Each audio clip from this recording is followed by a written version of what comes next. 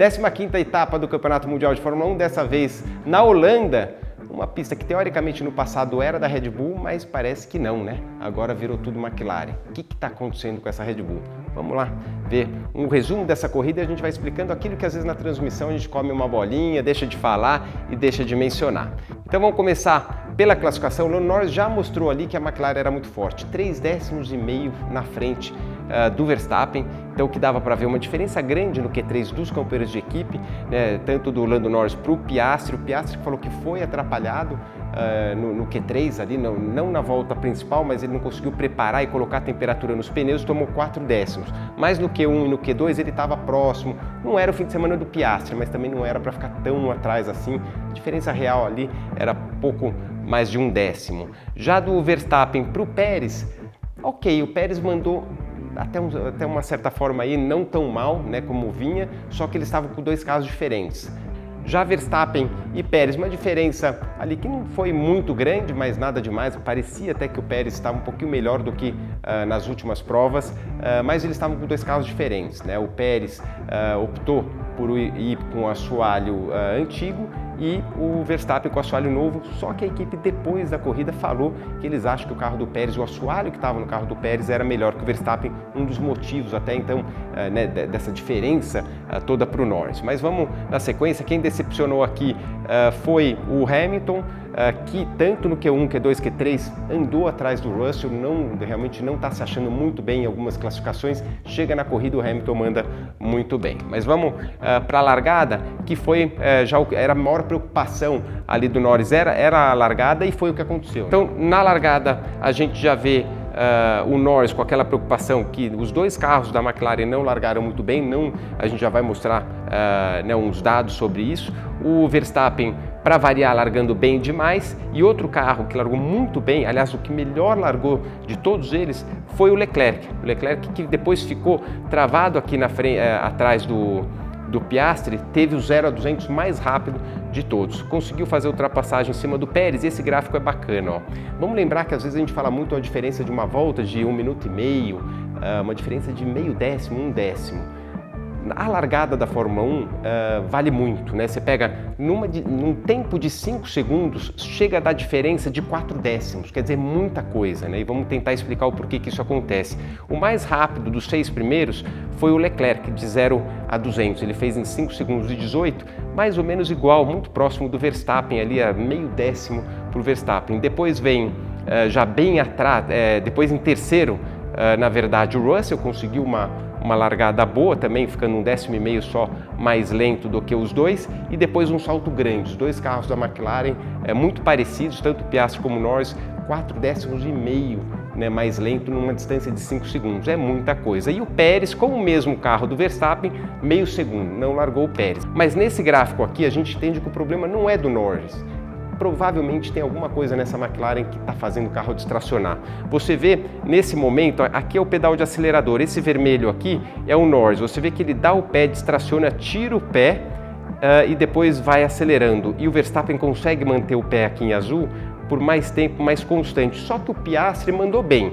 O Piastri estava muito parecido com o Verstappen, só que quando ele colocou lá perto da terceira marcha, na segunda ali, distracionou, né? Ele estava muito próximo do Verstappen e de repente perdeu o grip na roda traseira e patinou também. Quer dizer, os 2 pilotos usaram estratégias diferentes ali de acelerador e os 2 largaram mal. Olhando um pouco o aquecimento dos pneus, o que eu percebi é que o Verstappen ele dá 3 aquecidas fortes logo antes da largada por mais tempo do que os carros da McLaren. Isso é previsto, não é que o piloto faz isso por acaso. Então, a McLaren precisa achar, ou é o setting de embreagem, ou é a temperatura de pneus, enfim, alguma coisa nesse carro não está legal para a largada. Kevin Magnussen, que saiu dos boxes, já passou direto nas primeiras voltas e depois, aqui a volta 8, já mostrava que o Verstappen não era tão voador, né? Ele, que a gente normalmente está acostumado a ver largar e já ir embora, se a gente for pegar aqui até o Pérez, estava uma diferença pequena, quer dizer, ele não tinha um ritmo muito forte lá na frente. Volta 11, começa a dar um sinal que a Ferrari começou a subir. Outra coisa que a Ferrari, né, o que vem acontecendo, que falaram depois, a Ferrari está com problema na classificação. Vamos lembrar que no passado o problema da Ferrari era o contrário, eles classificavam na frente, até na frente da Red Bull, principalmente Leclerc fazia várias poles ali na frente do Verstappen, só que chegava na hora da corrida, eles consumiam muito pneus. Parece que inverteu essa situação e agora a Ferrari não consegue aquecer bem os pneus suficientemente bem ali para a classificação, mas depois tem um carro ok de corrida. Outra coisa que precisa levar em consideração, vamos lembrar que os carros da Ferrari eles trocaram o assoalho umas 2 corridas atrás e estava voltando aquele porpoising, e o que falaram que eles tiveram que levantar o carro um pouquinho para parar de chacoalhar, só que isso você perde também um pouco de eficiência. Então, mudando aí um pouco o carro da Ferrari. Volta 17, a gente começa a ver já uma pressão para cima do Norris, para cima do Verstappen, né? Ele já chegou no modo de ataque, até então ele estava mantendo um segundo em pouco ali, aí resolveu atacar. E outra coisa que dá para perceber é o Leclerc, né? O Piastri já dava a entender também que estava numa estratégia diferente, ele não estava atacando o Russell, provavelmente economizando um pouco dos pneus para fazer uma parada mais longa, e o Leclerc mostrando que a Ferrari estava forte, fazendo o Piastri ter que acelerar um pouquinho. Na volta 18 acontece ultrapassagem super tranquilo. Vamos lembrar, é uma pista difícil de ultrapassar e o Norris conseguiu passar facilmente pelo Verstappen. Então, quer dizer, a vantagem do carro realmente era muito grande. Aqui o Russell ainda conseguindo se manter bem numa terceira colocação. Vamos lembrar que o Hamilton vinha com pneu macio lá de trás, uma estratégia diferente, ele que ainda foi penalizado na classificação. E aqui um gráfico que mostra um pouquinho de como foi a corrida e dá para entender o porquê. Talvez a McLaren, eu mesmo falei que a McLaren errou feio com o Piastri, mas talvez não errou tão feio pelo seguinte: o Leclerc antecipou a parada dele e ele já estava logo atrás do Piastri. Ou seja, se o Piastri parasse na volta seguinte, ele já sairia atrás do Leclerc, porque essa volta que eles dão, seria o undercut, que quando está muito próximo acontece, sai na frente. Então, não sobrou opção para ele. Ele teve que esticar para tentar, aí sim, criar uma distância grande entre eles e depois, com uma diferença grande de pneus, chegar para fazer a ultrapassagem. Então, aqui a gente vê que o Leclerc parou na volta 24 e o Piastri teve que esticar lá até a volta 33. O Verstappen, quando parou na 27, o Norris já seguiu a sequência parando na 28 para não ter o risco de safety car, e no caso do Hamilton, ele sim já iria para 2 paradas, né? Ele já saiu com o pneu macio, já era a previsão do duro e acabar com o macio de novo. Quem teve que mudar de estratégia no meio do caminho foi o George Russell. Então a gente vê aqui um Leclerc, nesse momento ele estava a menos de 1 segundo do Piastri, foi quando ele veio para parar e pegando ali a McLaren de surpresa. Russell também completou a parada na volta de 26, então a gente vê aqui Leclerc, Alonso e Russell que anteciparam a parada e o Gasly resolveu ficar um pouco mais, que acabou também se dando bem lá mais para frente.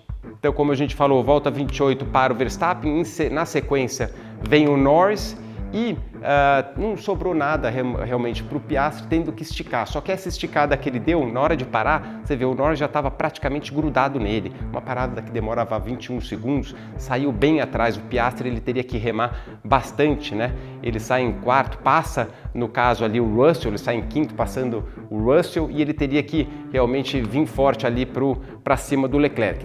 Dava pinta que em algum momento o Russell ia, que o Piastri ia conseguir fazer a ultrapassagem para cima do Leclerc, só que realmente, provavelmente ele forçou um pouco demais os pneus e o ritmo também da Ferrari estava melhor do que eles esperavam, então teve uma vida dura ali o Piastri. Volta 47, você vê o Sainz indo para cima do Pérez e depois a segunda parada. O Russell também, que viu por que ele foi parar, né? O Russell, ele no momento, ele achou que não ia dar conta de segurar Sainz e Pérez, então eles decidiram fazer uma parada a mais, o que acabou não dando certo, né? Ele não conseguiu atacar de volta, também queimou um pouco os pneus. Quando eu falo queimar, forçou, né, os pneus de cara, o pneu macio, e acabou não dando certo.